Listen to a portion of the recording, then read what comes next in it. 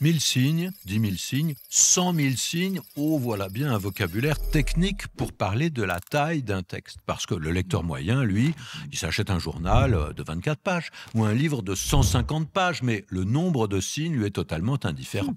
Et ce mot, signe, il a des sens bien variés, mais en ce qui concerne l'écriture, il a un emploi tout à fait précis. Il s'agit de la plus petite unité de ce qu'on écrit.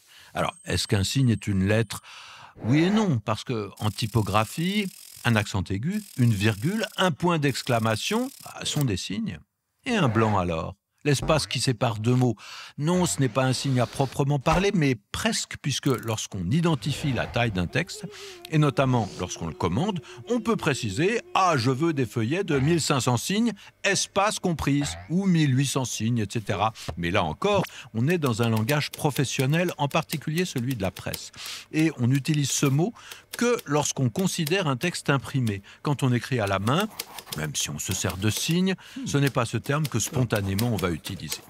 Donc, le signe, il est plus ou moins assimilé à ce qu'on appelle aussi un caractère. Mais l'usage du mot est quand même étonnant parce que, au départ, il est bien entendu lié à cet autre terme qu'est signification. Donc, on pourrait croire qu'il a un sens. Eh bien, ce n'est pas vrai.